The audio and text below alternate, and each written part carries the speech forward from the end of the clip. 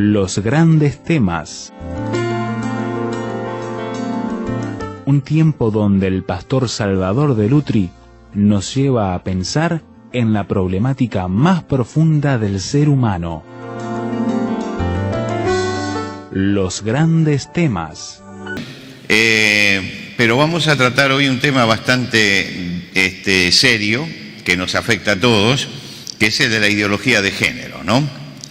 Y yo quería señalar algo antes de empezar. Yo creo que hay un momento en que tenemos que definir dónde estamos parados, ¿no? ¿Dónde estoy parado yo para hablar de la ideología de género?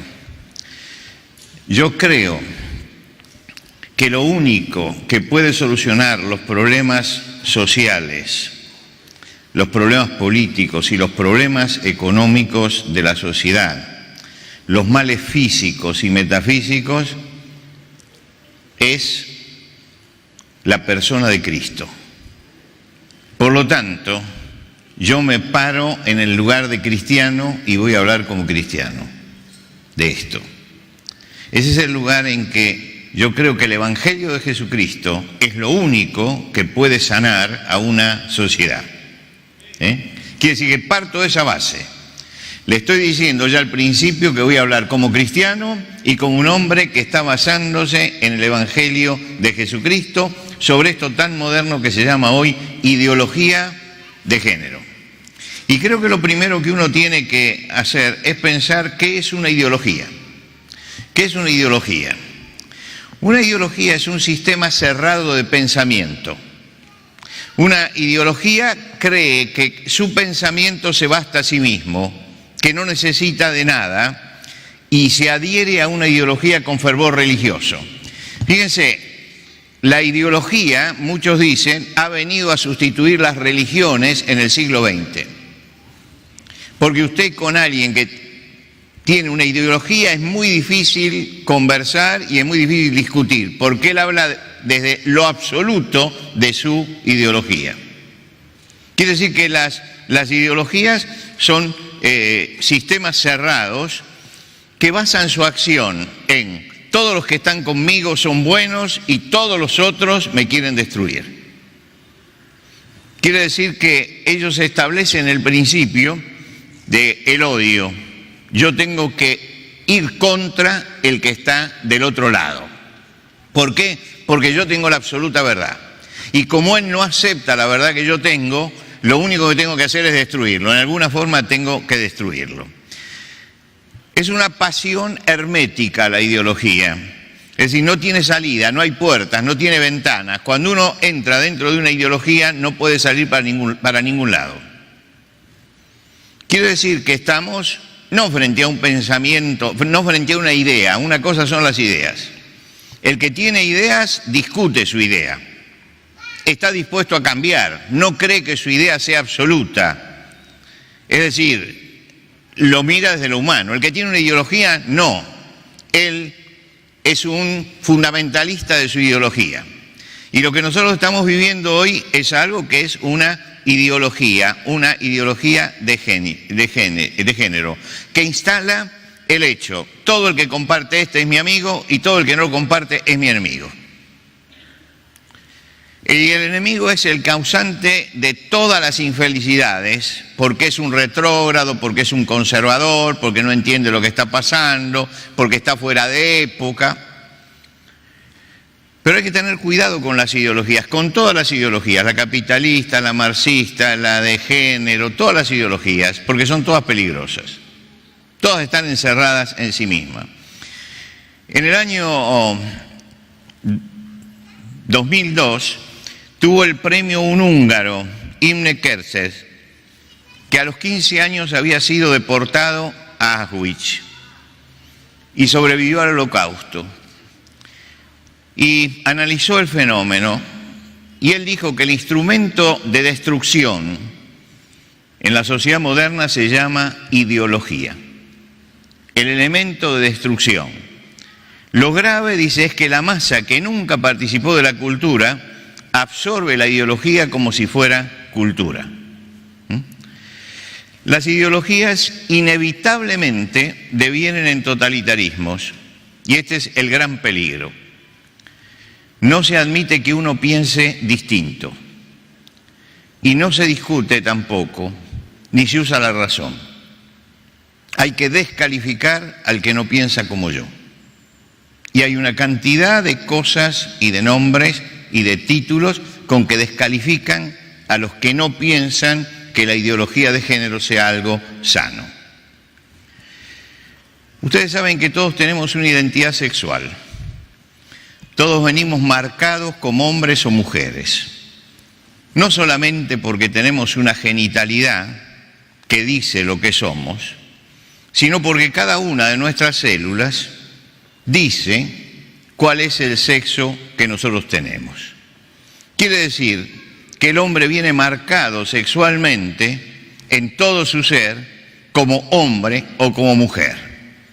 Ustedes conocen el asunto de los que está determinado esto biológicamente por los cromosomas, el XX para la mujer, el XY para el hombre, y aunque nosotros modifiquemos, como tratan de modificar ahora, los genitales de una persona, los modifican quirúrgicamente, eso no significa que la persona deje de ser un hombre o una mujer, porque todas las demás partes de su cuerpo están marcadas como hombre o como mujer. Como dijo alguien, Patricia le dijo: yo entiendo que vos podés estar muy convencida de que sos mujer porque cambiaste de sexo, pero lamento decirte que a esta edad tenés problema de próstata. ¿Por qué? Porque no hay caso, eso está allí. Está allí. Y eso marca a la persona. Lo que quiere decir que nosotros venimos marcados como hombres o mujeres en todo nuestro ser. En este momento que nosotros estamos aquí, estamos formados por células.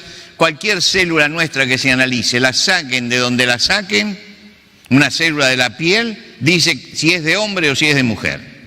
Puede que no nos conozca la persona, puede ser que le manden al laboratorio una célula, pero simplemente analizando eso va a decir, ¿es un hombre o es una mujer?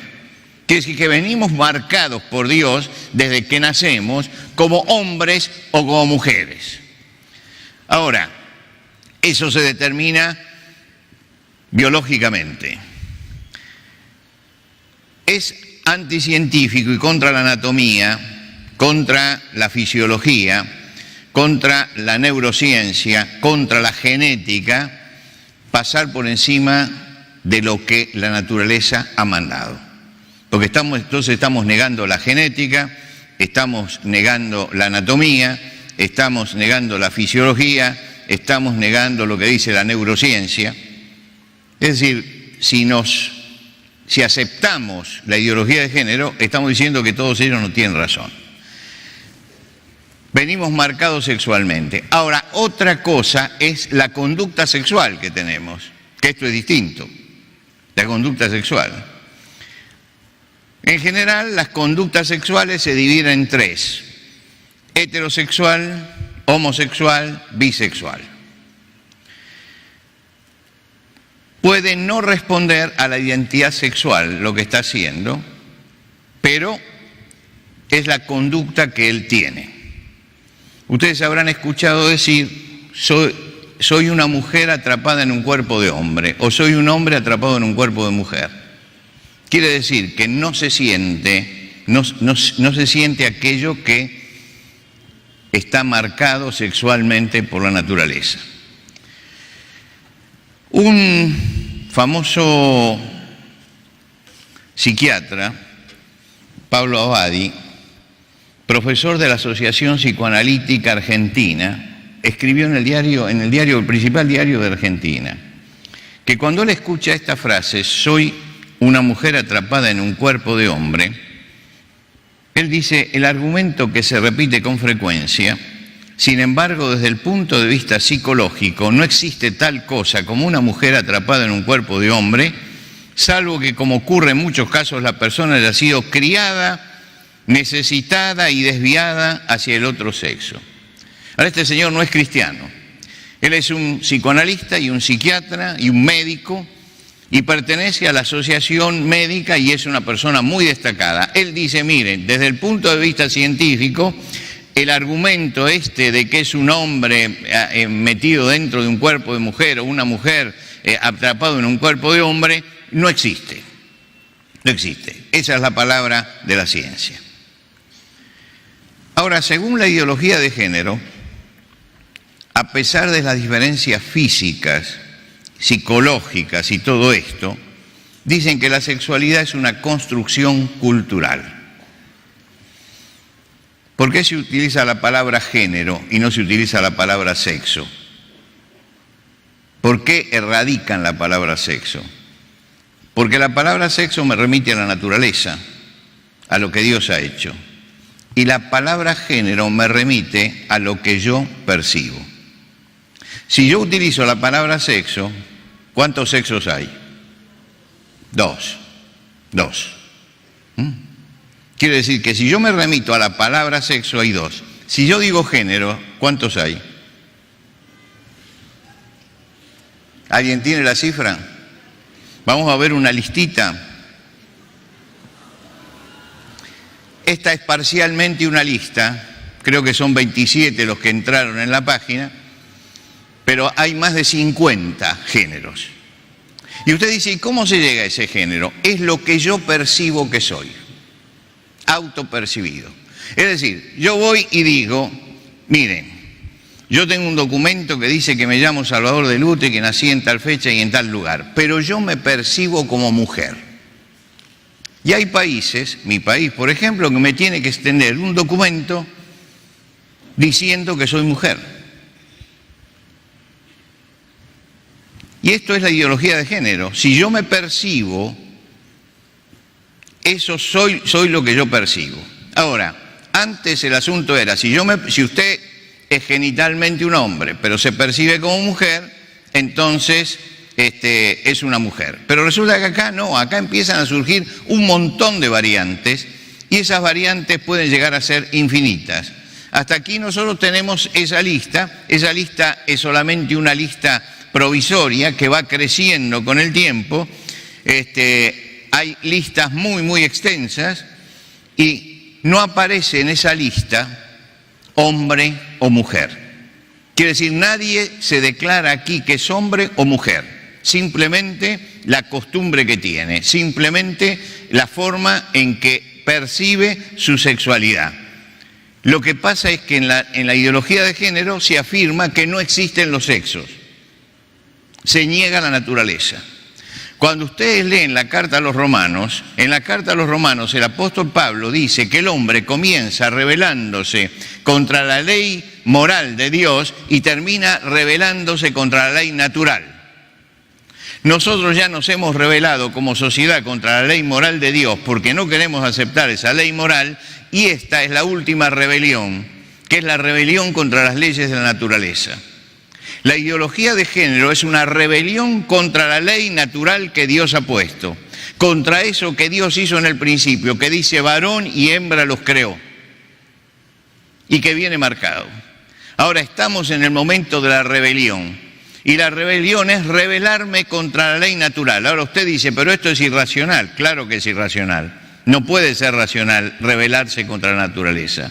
Pero es lo que está pasando en este momento, que nos estamos rebelando contra la naturaleza. ¿Cuál es el origen de todo esto? El origen siempre de estas cosas que cambian a la sociedad hay que encontrarlo en el pensamiento filosófico que le dio origen, porque todo se origina en la cabeza del hombre. Y si usted no analiza el pensamiento filosófico que le dio origen, no entiende por qué llegamos a esto. Es una siembra que empieza en la década de 1960 del siglo pasado con el existencialismo. El existencialismo tiene una frase que es la base de todo este razonamiento. Sartre, el famoso filósofo, el principal filósofo del existencialismo, decía que el ser precede a la esencia. El ser precede a la esencia. ¿Qué quiere decir esto de que el ser precede a la esencia? Que nunca sabemos lo que el hombre es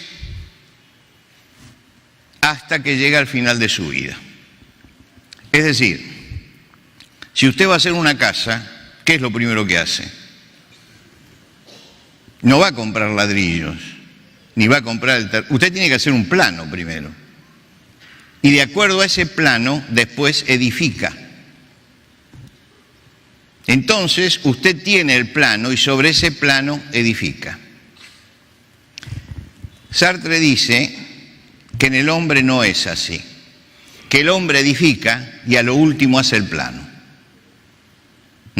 Es decir, no sabe qué es lo que va a salir, pero vive.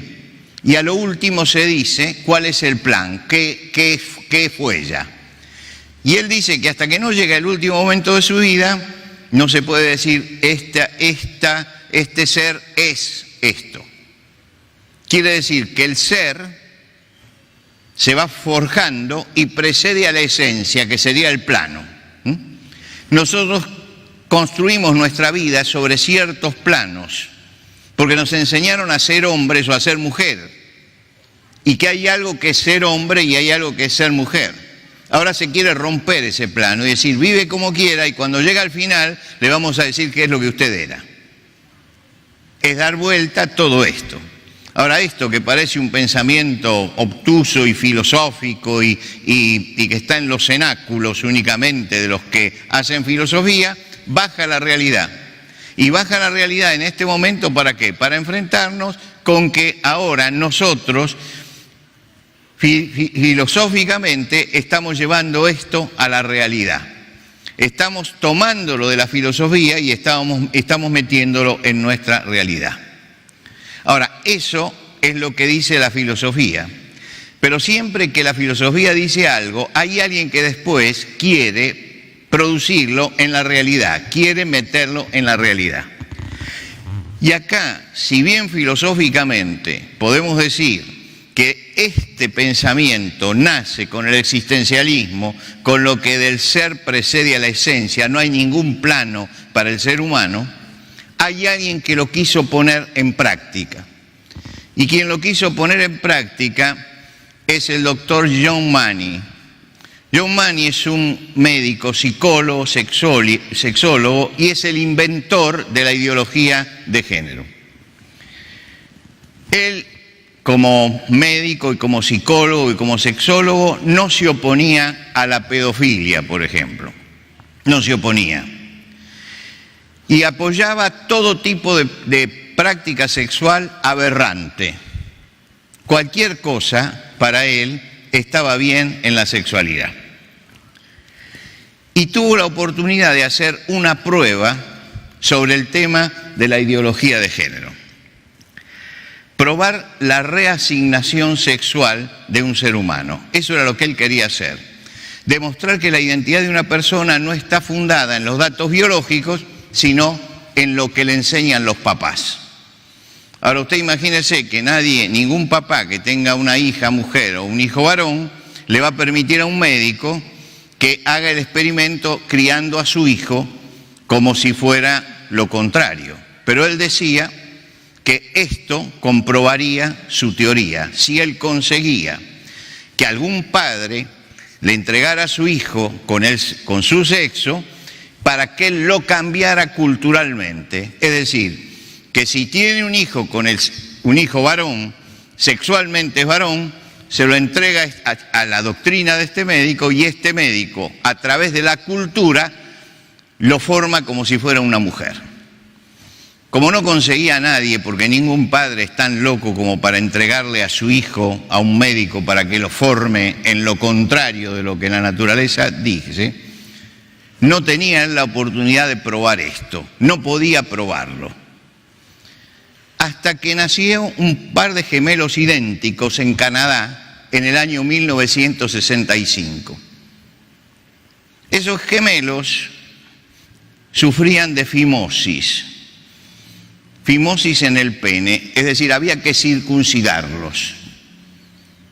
Y lo trataron de circuncidar por métodos, los médicos saben, un método eléctrico, y resulta que eran dos varones y a uno de los varones le quemaron los genitales y se le desprendió el pene y quedó sin órgano sexual. Los padres se desesperaron porque uno de los hijos estaba bien y era normal y el otro tenía este problema. Alguien les dijo, vayan a ver al doctor Giovanni, que él puede hacer algo por este hijo. Y entonces el médico se llevó a uno de los gemelos y lo estudió, lo analizó, lo operó y le construyó quirúrgicamente una vagina. Le construyó eso. Y le pidió la colaboración de los padres, que los criaran como si fuera una nena. Porque él así demostraba que el asunto no estaba en la marca que pone la naturaleza, sino en la forma en que la persona es criada. Y bueno, empezaron a hacer eso, y entonces él publicó un libro, el primer libro, que se llamaba Hombre y Mujer, Niño, Niña, donde mostraba el éxito, según él, que tenía, habiendo hecho esto, porque se podía criar a un chico como si fuera un varón, como si fuera una mujer, ¿no? Y cambiar la sexualidad que había marcado la naturaleza. Le cambió el nombre, le puso como nombre Brenda, y Brenda era mujer. La vestían como mujer, la trataban como mujer, le enseñaban las cosas de la mujer, y por supuesto estaba al lado su hermanito. Su hermanito era varón, lo criaban como varón, lo formaban como varón. ¿Qué pasó? Que iban al colegio. Y cuando fueron al colegio, los dos mellizos, en este caso parecía que era un mellizo y una melliza, usted sabe que los chicos tienen muchas veces agresiones y se toman el pelo y todas estas cosas, ¿no? Pues bien, Brenda era la que defendía a su hermano a las trompadas. Entonces fueron al médico y le dijeron, mire, usted está haciendo un trabajo maravilloso, doctor, pero resulta que nos está saliendo un varón.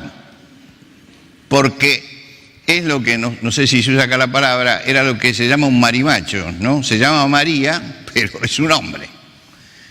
Y esta defendía y no había forma de hacer que fuera. Entonces comenzó a decirle, bueno, mire, vamos a hacer una cosa. Y le empezaron, el médico le pidió que le mostraran fotos de sexo explícito, pornografía. Porque dice, viendo eso, se va a dar cuenta lo que es ser una mujer y lo que es ser un hombre, para fijarle la identidad. Como eso no le dio resultado, empezó a pedir que les hicieran simular al varón y a la presunta nena, les hicieran simular actos sexuales para que entendiera cuál era la mecánica. Ahora Brenda, para llamarla como la llamaban en ese momento, se sentía torturada. Después dijo, porque yo soñaba con bigotes y no me atrevía a confesar que quería que me salieran bigotes. Los padres seguían los consejos, los llevaban a los clubes nudistas. Andaban desnudos los padres delante de ellos. Los resultados fue el agotamiento nervioso de los padres, fue la madre en un intento de suicidio, el padre se lanzó a la bebida y Brenda tenía instintos suicidas a los 11 años. Entonces el doctor le aconsejó que tomaran a Brenda y la pusieran en contacto con un transexual y que conversara con ese transexual. En la primera entrevista se escapó y amenazó a los padres con suicidarse. Mooney publica entonces su segundo libro y habla en ese libro del éxito y de la felicidad de Brenda. Y si la BBC no se pone a investigar el caso, la comunidad científica estaba leyendo ese libro y creyendo que el asunto era así, y el asunto era todo lo contrario. Se interesó por el caso, quiso investigarlo, el doctor se negó a hablar sobre este tema, y finalmente el padre, desesperado, le dijo, no sos una mujer, sos un varón. El chico se sintió aliviado, se hizo una operación, llegó a casarse. El hermano Brian, que vivió todo eso dentro del hogar, tuvo varios fracasos matrimoniales, cayó en la droga, en el alcohol. En el año 2002 se suicidó. Brenda, que ahora se llamaba David, fue hasta un estacionamiento cuando tenía 38 años y se suicidó. Así terminó la historia. Sin embargo, lo que este hombre estableció, y a pesar del fracaso científico, hoy se está pregonando en todo el mundo. ¿Ustedes se dan cuenta que estamos frente a una falacia? ¿Estamos frente a algo que no tiene ni pie ni cabeza? Porque el único experimento que tenemos es este, y fracasó rotundamente. Y terminó destruyendo la vida de toda una familia y destruyendo la vida de cada uno de los miembros de la familia. No solamente se destruyó como familia, sino que se destruyó la vida de las personas. ¿Por qué? Porque se intentó hacer el experimento para comprobar la ideología de género. Sin embargo, y a pesar de esto, desde el año 1992 se hizo un protocolo para establecer ciertos principios en la sociedad, en algo que se llama el Foro de Sao Paulo, porque se reunió por primera vez en Sao Paulo y se sigue reuniendo todos los años en una ciudad diferente, en una ciudad distinta, y entonces comenzaron a promover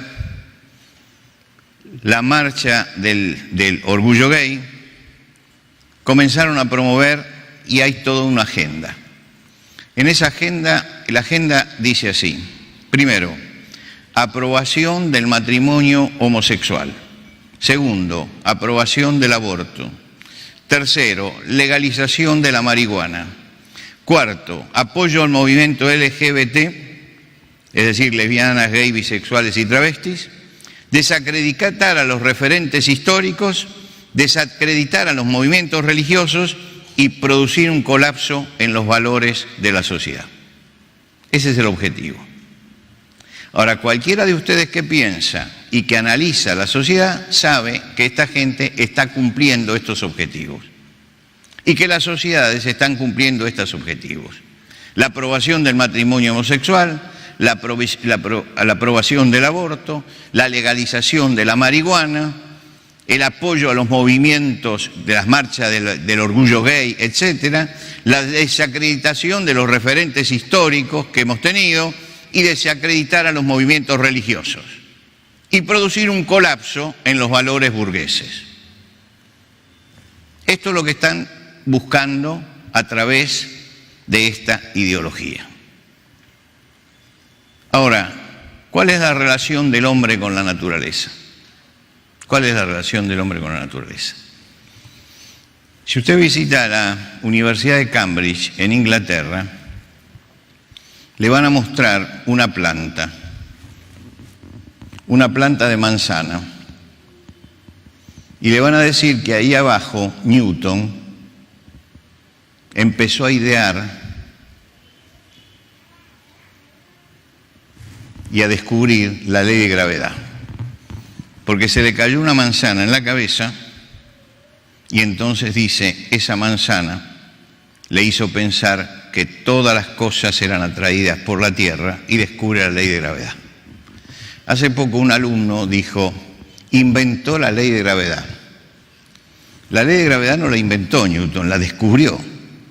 La ley la ley de gravedad existe desde siempre, desde los tiempos de Adán. Cuando Adán levantó la primera manzana y la tiró, se cayó al suelo. Y hoy nosotros tomamos una manzana, la soltamos y se cae al suelo. Porque la ley de gravedad es inexorable, como todas las leyes de la naturaleza son inexorables.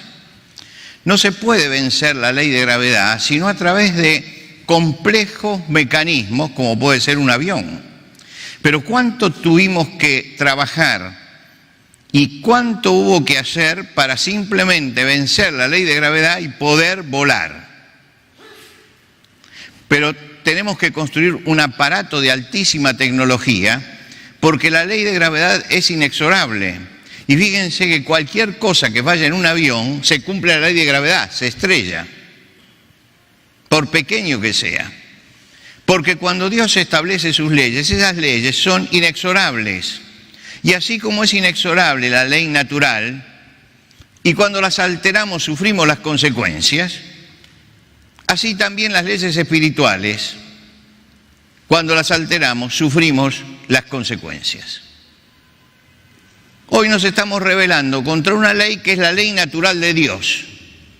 Si yo suelto esta taza acá, se va a estrellar contra el piso. ¿Alguien puede pensar que no es así? ¿Alguien puede pensar, no, si la suelta va a quedar en el aire? ¿Alguien puede pensar que si yo tomo esta taza y la suelto va a subir? No, la ley es inexorable. Todo lo que pesa cae inmediatamente al suelo, es atraído. Esa es la ley de Dios. Y no podemos alterarla, porque Dios lo ha hecho así. Y las leyes de Dios son inexorables.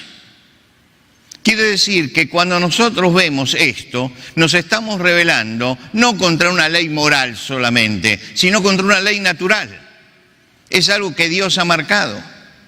Ahora, si cuando soltamos algo se cae, porque es así, pensamos que podemos rebelarnos contra las otras leyes porque no son inexorables, porque las otras leyes tienen menos valor, porque podemos pasar por encima, o tenemos que pensar que vamos a sufrir grandes consecuencias a través de esto. Hoy estaba leyendo los últimos artículos que muchos de los que participan de este movimiento han publicado, y ya se están arrepintiendo de muchas cosas, y están diciendo que no hay que ser tan cerrado en ciertos principios, y que están atacando la libertad de pensamiento, y que paren un poco porque tenemos que dejar que la gente piense. Pero lo que se hizo, y yo lo recibí este material porque me lo mandó mi hijo desde Buenos Aires, y me manda una nota diciendo, el problema es que ahora se arrepienten, pero ya le metieron a la gente en la cabeza todo esto, y ahora ¿quién lo hace volver atrás? Porque han trabajado sobre la mente de la gente para que aceptaran atropellar la ley de Dios, atropellar la ley de Dios. Y no se atropella gratuitamente una ley de Dios. Las leyes de Dios son inexorables, no se puede contradecir. Y cuando pasamos por encima de una ley natural, sufrimos las consecuencias. Cuando pasamos por encima de una ley moral, también sufrimos las consecuencias. Hoy nosotros estamos atravesando esto, y por eso el momento que les toca vivir a todos estos muchachos que están allí, a todos ustedes, es un momento muy difícil. Porque yo sé lo que pasa en las universidades, yo sé lo que pasa en las escuelas, yo sé lo difícil que es mantener ciertos principios. Pero este es un momento en que tenemos que mostrar realmente que el cristianismo es una épica, y tenemos que empezar a luchar en serio contra esto. Porque esto se está imponiendo, y esto va a traer graves consecuencias en la sociedad. Estamos viviendo, tratando de vivir en un estado de anomia, sin ley. No se puede vivir sin ley. Estamos queriendo vivir sin ley, sin orden, ni siquiera el orden natural. Y al destruir esto, ese estado que nos lleva a vivir sin ley, hizo que al principio quisiéramos vivir sin las leyes morales y empezamos a destruirlas. Y ahora resulta que empezamos a tirarnos contra las leyes naturales y que queremos pasar por encima de esas leyes. Mientras tanto, la realidad nos está gritando que algo va mal en esta sociedad. Nos está gritando que algo no funciona en esta sociedad, que estamos viviendo un momento crítico en esta sociedad. ¿Por qué? Porque tenemos una juventud que se lanza a las drogas y no podemos pararla, porque tenemos grandes centros de corrupción que no los podemos dominar, porque el tema de la droga ya no está fuera de control aún en las naciones y pasa por encima de los gobiernos por los poderes que tiene, porque la pornografía ya está entrando dentro de los hogares, porque el papá le dice mi nene, la verdad que no va a la calle, estoy contento porque no es callejero, se queda todo el día mirando televisión, se queda todo el día en la computadora. Y cuando me dicen eso digo, mire, mándelo a la calle. Porque en la computadora hay más basura que en la calle. Hay más cosas que destruyen la vida de las personas que en la calle. Estamos viviendo este momento. Y sabemos que esto no es gratuito y que vamos a tener que pagar consecuencias y consecuencias graves. Se impone con autoritarismo, pero eso no quiere decir que sea verdad. Una gran mayoría está a favor, eso no quiere decir que sea verdad. La verdad no es patrimonio de las mayorías, la verdad es algo absoluto y está por encima de las mayorías. No se olvide que las mayorías crucificaron a Cristo. Y las mayorías se han equivocado un montón de veces y hoy estamos frente a una equivocación de las mayorías. Nosotros tenemos que saber que hay algo que Dios ha hecho y que Dios todavía sigue estando allí, y mientras Dios esté allí, las leyes van a seguir siendo leyes inmutables, no se pueden cambiar. Y si pasamos por encima de esas leyes, entonces nos autodestruimos. Y este es el problema que estamos teniendo hoy, un problema de autodestrucción. Estamos autodestruyendo nuestra vida. Jesús señaló a sus discípulos: yo soy el camino, yo soy el camino. Nosotros rechazamos ese camino y queremos seguir nuestros propios caminos. Y entonces estamos teniendo problemas de angustia, problemas de depresión, problemas de suicidio adolescente. Estamos teniendo todo eso. Estamos teniendo jóvenes que se entregan al alcohol. El alcohol ya empezó a ser un problema mayúsculo en prácticamente todos los países latinoamericanos, porque ya no es el vino, ahora es la bebida blanca, ya no es la cocaína ni la marihuana, ahora es la droga de diseño. Y todas estas discotecas que hay alrededor viven gracias a eso. ¿Por qué? Porque ¿dónde está el mercado vendedor de la droga para los jóvenes? Está en todas partes, pero está sobre todo en estos centros de diversión nocturna donde entran únicamente los jóvenes y los narcotraficantes. Esa es la realidad que estamos viviendo. Ahora, yo lamentablemente veo una juventud que ha agachado la cabeza y que le dice que sí a esto porque le parece maravilloso. Y no es maravilloso. Es caminar hacia el desastre, es caminar hacia la destrucción. Muchachos, no destruyan su vida, porque la vida es maravillosa. La vida es un don de Dios. La vida es poder concretar todos los sueños que tenemos y poder luchar y poder tener esperanza. La vida no es autodestruirnos. La vida no es seguir cualquier camino que me parezca que es derecho. La vida es ejercer la libertad para ser mejores y no para ser peores. Y cuando elegimos la libertad, tenemos que saber elegir. Yo creo que acá tenemos que buscar no autodestruirnos, sino tenemos que buscar construir vidas que realmente valgan la pena vivirse. Y por eso hay un solo camino para que la vida pueda ser realmente válida, y es encontrar una respuesta para la eternidad, una respuesta de esperanza y una respuesta de paz. No se es feliz pasando por encima de las leyes. Se es feliz cuando uno acepta ciertas cosas que vienen con nosotros, que Dios nos ha dado, y las potencia para que esas cosas puedan ser parte de nuestra felicidad. Vivimos para eso y estamos para eso.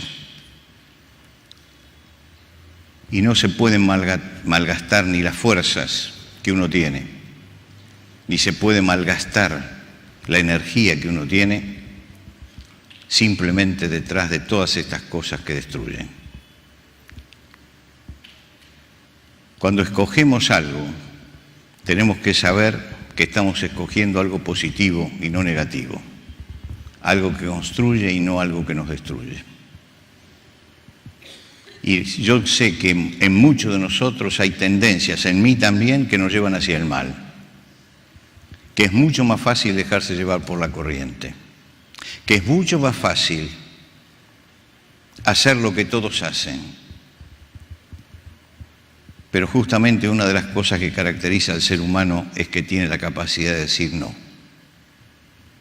Y yo quisiera que esta noche le dijéramos no a todo lo que nos destruya para abrazarnos a la vida y no a la muerte. Para buscar una salida en el camino de nuestra vida que nos garantice la paz y la esperanza, y no que nos garantice un infierno aquí en la tierra. Y por eso los invito a que nos acerquemos a Jesucristo. Jesucristo es el único que puede cambiar nuestra vida y que puede vencer nuestras tendencias negativas y pecaminosas. Es el único que puede transformarnos. Es el único que puede darnos una nueva vida. Es el único.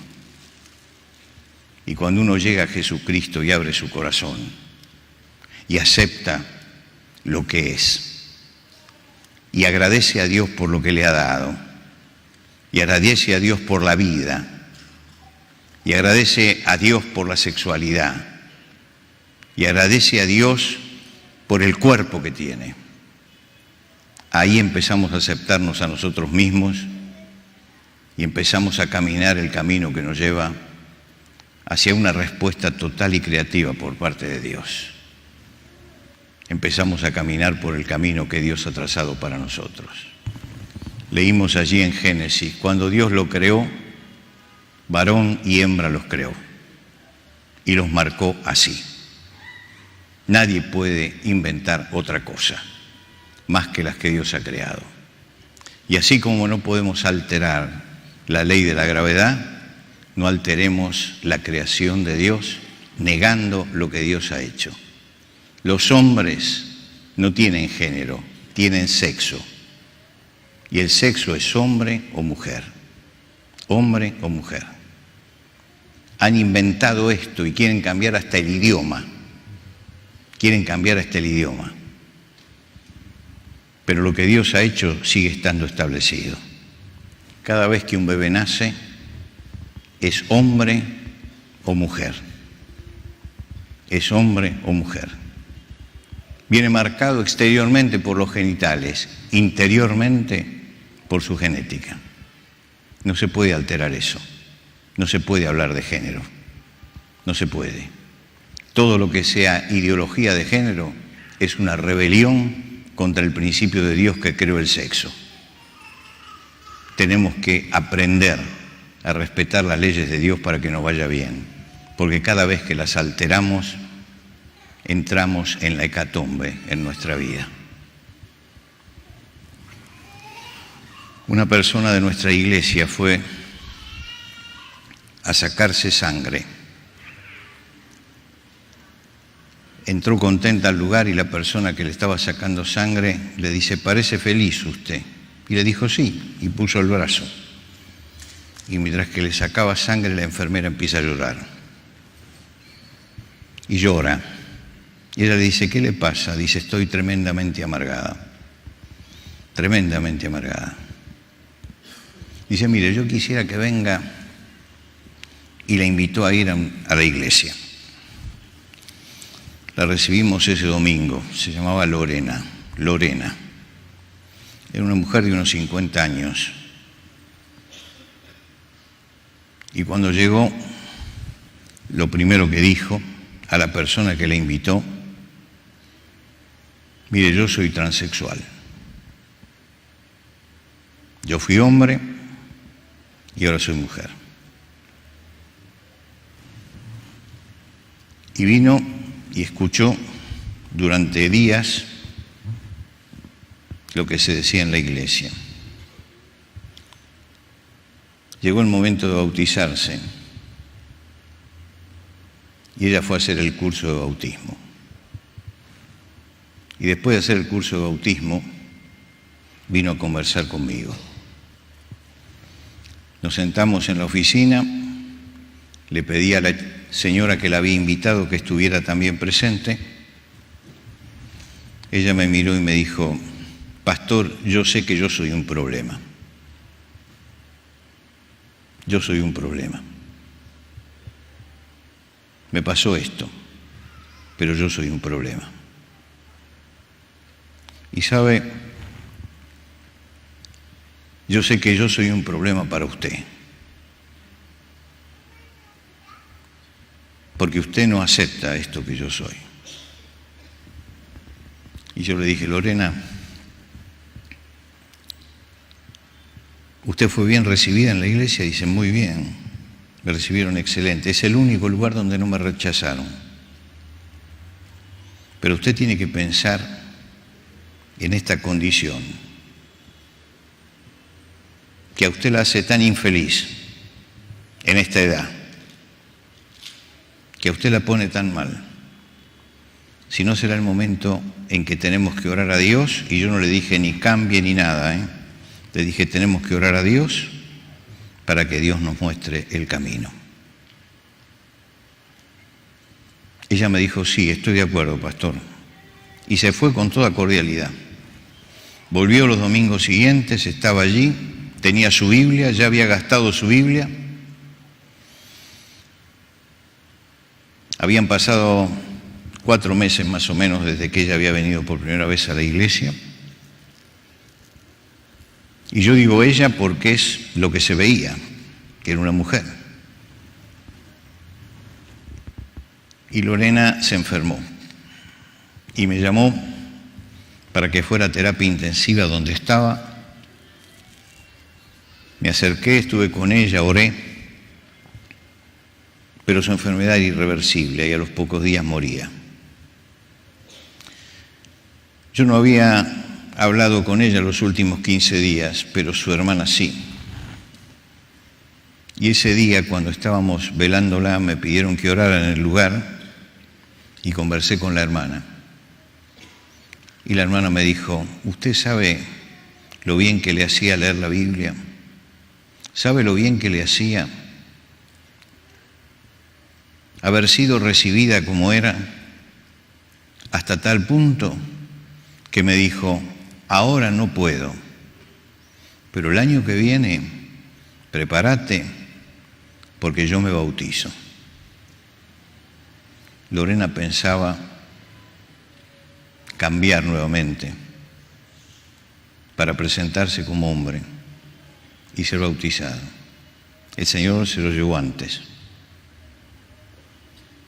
Pero yo sigo pensando en el sufrimiento que tuvo, en que eso que creyó que era maravilloso finalmente resultó lo contrario.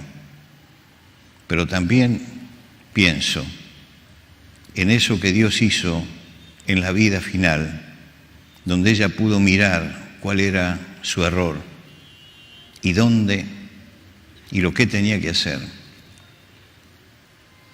para realmente encontrar la paz en su vida. Ella encontró a Jesucristo, o él encontró a Jesucristo. Y cuando encontró a Jesucristo, encontró la verdad. Y había empezado a tomar el camino de la verdad. Y estaba dispuesta a volver para atrás.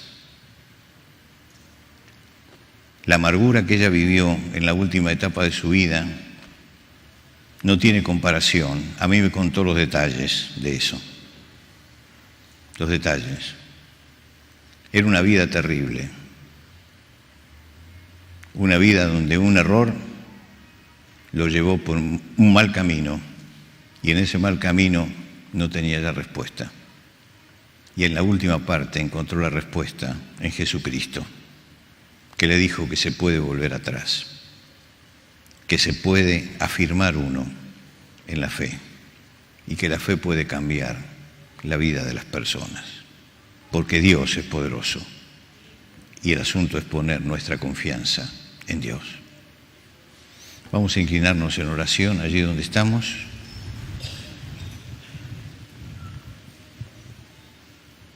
Oremos en silencio a Dios.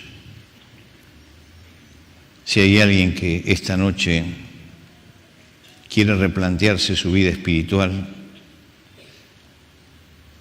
quiere abrir su corazón a Dios, quiere decir: yo quiero seguir este camino desde ahora y hasta el final de mis días, y no quiero desviarme de lo que son las leyes de Dios. Abra su corazón a Dios esta noche y dígale qué es lo que le pasa, qué es lo que siente, cuál es la carga que usted tiene. Y si usted no tiene paz, no tiene esperanza, no sabe qué va a pasar en el futuro y después, cuando llegue la hora de la verdad en su vida, abra su corazón delante de Jesucristo y dígale que lo necesita. Y si usted ha vivido equivocado o ha vivido equivocada y ha tomado un rumbo que no corresponde, este es el momento de volver. Y si alguno de los jóvenes está dubitando y la mente se le ha ido para el otro lado porque incidieron tanto a través de los colegios, de las universidades en todo eso, que lograron confundirlo, este es el momento de que busquen a Jesucristo para que la vida realmente cambie.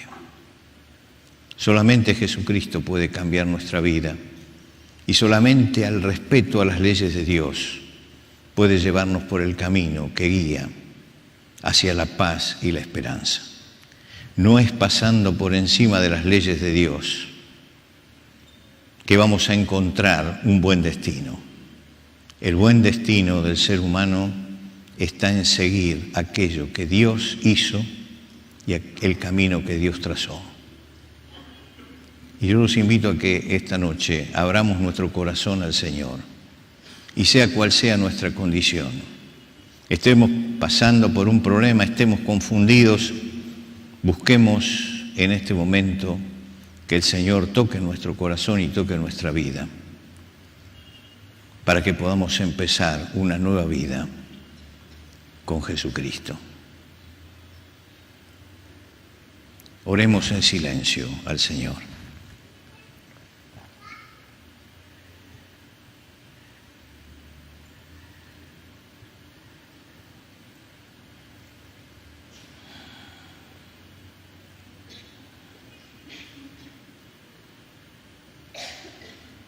Padre, te rogamos que esta noche tú señales en nuestro corazón cuál es la necesidad que cada uno tiene.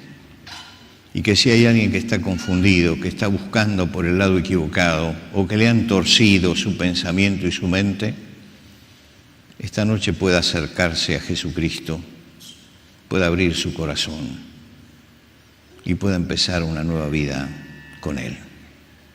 Señor, que todas estas cosas y estos engaños de este tiempo, tan promovidos, tan promocionados, no nos envenenen la vida, sino que por el contrario, sepamos abrirnos camino a través de la maraña de confusión para encontrar el camino verdadero, que es el camino de Jesucristo.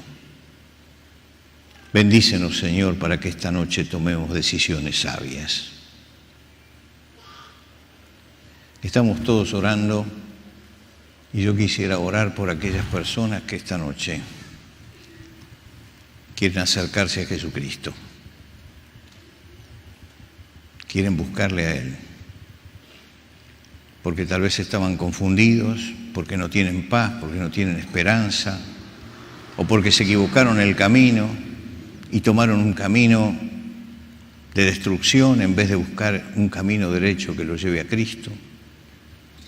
Pienso en los jóvenes a los que le han tratado de cambiar la mente a la fuerza para que piensen distinto y pasen por encima de las leyes de Dios.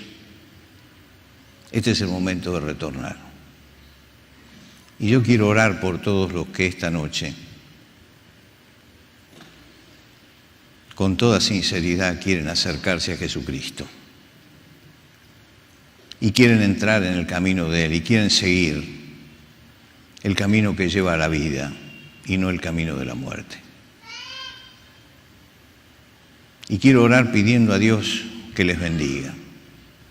Y por eso les voy a pedir que allí donde están, si usted está en esta condición y está buscando la paz de Jesús, le pido que allí donde está levante su mano para que yo pueda verle, para que pueda orar por usted y para que pueda pedir a Dios que le bendiga. Lo mismo le digo a los jóvenes. Si se han dado cuenta que la cabecita esa joven todavía la han tratado de torcer con tantas ideologías y tantas cosas extrañas y quieren hoy enderezar el camino, le pido que allí donde está levanten su mano. Yo voy a estar orando por todos los que tomen esta decisión. Levante su mano allí donde está. Yo solamente quiero mirar su mano levantada y orar por usted, orar por los jóvenes que están arriba, orar pidiendo la bendición de Dios sobre su vida.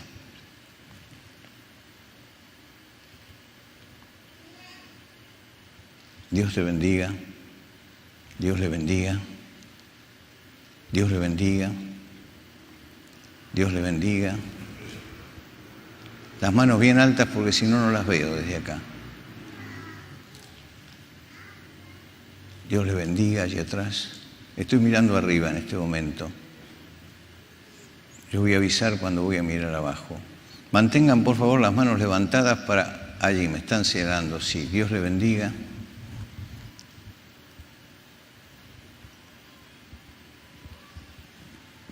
Mantengan su mano levantada para que yo pueda verlos porque no veo bien desde aquí. Y aquí abajo estoy mirando ahora. Dios le bendiga allí.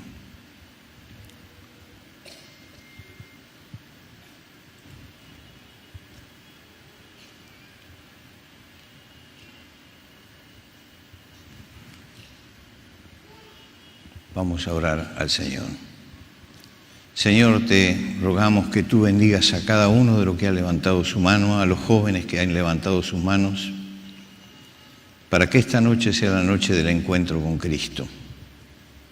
Te rogamos, Señor, que tú les bendigas, les sostengas, les guardes y que puedan realmente esta noche iniciar una nueva vida en Cristo. Y, Señor, bendícenos a todos los que estamos aquí para que salgamos dispuestos a la lucha, a la batalla, pero también al compromiso con lo que tú nos has enseñado y con el mensaje de Cristo Jesús. Despídenos, Señor, con la paz tuya y con tu bendición. Te lo rogamos por Cristo Jesús. Amén.